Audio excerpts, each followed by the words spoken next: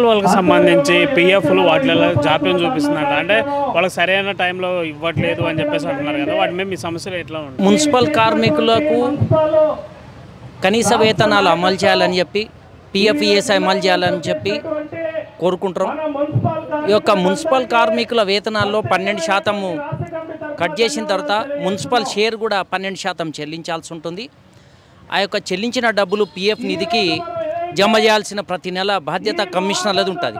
అలాగే ఈఎస్ఐ కూడా ఉంటుంది హాస్పిటల్కి సంబంధించింది. ఇది సెంట్రల్ ఆర్గనైజేషన్ తోటి నడుస్తున్నటువంటి ఈఎస్ఐ పిఎఫ్ ప్రతి నెల కాంట్రాక్ట్ కార్మికుల వేతనాలతో కట్ చేసుకుంటున్నారు. కట్ చేసుకున్న డబ్బులను ఆ యొక్క మున్సిపల్ కమిషనర్లు కానీ పాలకవర్గం కానీ ఆ డబ్బులు ఎందుకో వాడుకొని కార్మికుల్లో రావాల్సిన బెనిఫిట్ కూడా రాకుండా, ఆ యొక్క జమ చేయాల్సిన పైసలు జమ చేయకుండా కార్మికులకు చాలా అన్యాయం చేస్తున్నారు. అట్లా చాలా చోట్ల మున్సిపాలిటీల పోలీస్ స్టేషన్ల కేసులు కూడా నడుస్తున్నాయి, కోర్టుల కేసులు కూడా నడుస్తున్నాయి. ఆ కార్మికులకు అన్యాయం ఏ విధంగా జరుగుతుందంటే, ఏదైనా ప్రమాదం జరిగినప్పుడు ఆ ప్రమాదంలో కార్మికుడు మరణిస్తే ఆ యొక్క పిఎఫ్ డబ్బులు చెల్లించకపోవడం వల్ల ఆ యొక్క పిఎఫ్ నుంచి రావాల్సిన బెనిఫిట్స్ ఆ కుటుంబానికి ఏ విధమైన బెనిఫిట్స్ రాకుండా పోతున్నాయి. ఈఎస్ఐ హాస్పిటల్లో డబ్బులు చెల్లించకపోవడం వల్ల అతను అనారోగ్యం గురైతే అతని పిల్లల్ని చూపించడానికి, అతని భార్యను అతని తల్లిదండ్రులను చూపించుకోవడానికి ఈఎస్ఐ హాస్పిటల్కి వెళ్తే అక్కడ డబ్బులు కట్టలేదనే మాట చాలా చోట్ల వస్తున్నది. అలాగే ఈఎస్ఐ డబ్బులు కట్ అవుతున్నాయి కానీ ఈఎస్ఐ హాస్పిటళ్ళు ఆ యొక్క మున్సిపాలిటీలు అందుబాటులో లేవు. అందుబాటులో లేకపోగా ప్రైవేట్ హాస్పిటల్ని ఆశ్రయించాల్సి వస్తుంది.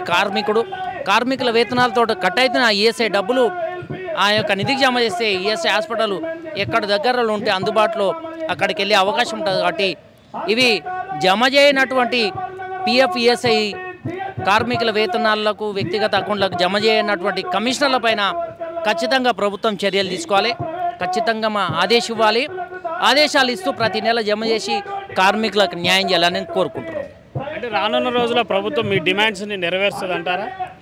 మేము గత ప్రభుత్వము 11వ పిఆర్సీలో 19,000 రూపాయలు కనీస వేతనం ఉంటే 15,000 కుదించి ఇచ్చింది. అదే కేటగిరీల వారిగా వేతనాలు ఇవ్వలేదు. ఈ ప్రభుత్వం వచ్చినా కూడా మా యొక్క రాష్ట్ర కమిటీ ముఖ్యమంత్రి గారిని కలిసే అవకాశం దొరికింది. వాళ్ళు వెళ్ళి ఈ యొక్క కార్మికుల సమస్యలు, వేతనాలు, పర్మనెంట్ సమస్య పైన మాట్లాడారు. మేము ఆశాభావంతో ఉన్నాము. ఏ ప్రభుత్వం వచ్చినా కాంట్రాక్ట్ కార్మికులు ఆశాభావంతో ఉంటారు. ఆ యొక్క కార్మికులకు పర్మనెంట్ చేస్తుందేమో అనే ఉద్దేశంతో కనీస వేతనాలు అమలవుతాయని, ఆ వేతనాలు అమలు చేయాలని ఆశిస్తున్నాం. ఒకవేళ ఈ ప్రభుత్వం కూడా ఇలా చేయకపోతే మరో మోసమైన ప్రభుత్వం, మోసకారి ప్రభుత్వం అని భావించాల్సి వస్తుందని అనుకుంటున్నాం. అంటే కార్మికుల కష్టాన్ని దోచుకుంటే కానీ సరైన రీతిలో వాళ్ళకి వేతనాలు కూడా చెల్లించిన పరిస్థితి అయితే కనపడుతుంది కదా. కార్మికుల వేతనాలు కనీస వేతనం అమలు చేస్తే కొద్ది గొప్ప కార్మికుడు న్యాయం జరుగుతుంది. తొందరగా పిఆర్సీ కమిటీ రిపోర్ట్ తీసుకొని కార్మికులకు కనీస వేతనం 26,000 రూపాయలు అమలు చేయాలి. ఆంధ్రప్రదేశ్లో గత 4-5 సంవత్సరాల నుంచి 21,000 అమలు చేస్తున్నారు. ఇన్సూరెన్స్ కూడా అలవెన్స్ ఇస్తున్నారు. కాబట్టి ఆలోపు పిఆర్సీ వచ్చే వరకు 21,000 వేతనం ఇవ్వాలని కోరుకుంటున్నాం. గత 26 సంవత్సరాలుగా రాష్ట్రంలో దాదాపు 65,000 మంది కార్మికులు కాంట్రాక్ట్ అవుట్సోర్సింగ్ ఫిక్స్డ్ వే వివిధ రకాల కార్మికులు పనిచేస్తున్నారు. ఏ ప్రభుత్వం వచ్చినా ఈ ప్రభుత్వం పర్మనెంట్ చేయకపోతే అనే ఆశతో ఎదురు చూస్తున్నాం. కానీ గత 25 సంవత్సరాలుగా కాంగ్రెస్ ప్రభుత్వం, తెలుగుదేశం ప్రభుత్వం, బీఆర్ఎస్ ప్రభుత్వం, మళ్ళీ ఇప్పుడు కాంగ్రెస్ ప్రభుత్వం వచ్చి కూడా కార్మికులు పర్మనెంట్గా నోచుకోలేకపోతున్నారు. కావున పర్మనెంట్ చేసేలోపు కనీస వేతనం 2వ పిఆర్సీ ప్రకారం కనీస వేతనం 26,000 రూపాయలు ఇవ్వాలని డిమాండ్ చేస్తున్నాం.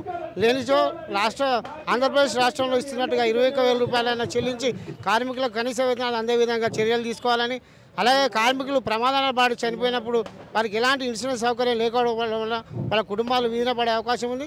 అందుకోసం రాష్ట్ర ప్రభుత్వం ఇన్సూరెన్స్ చేయించి కార్మికులకు ప్రత్యేక ఇన్సూరెన్స్ ఏర్పాటు చేసి వాళ్ళని ఆదుకోవాలని తెలియజేస్తున్నాం. అలాగే దాన సంస్కారం నిమిత్తం 30,000 రూపాయలు మట్టి ఖర్చులు ఇవ్వాలని ఈ సందర్భంగా మేము ప్రభుత్వం డిమాండ్ చేస్తున్నాం.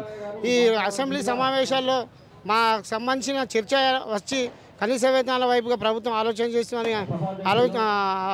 చేస్తున్నాం.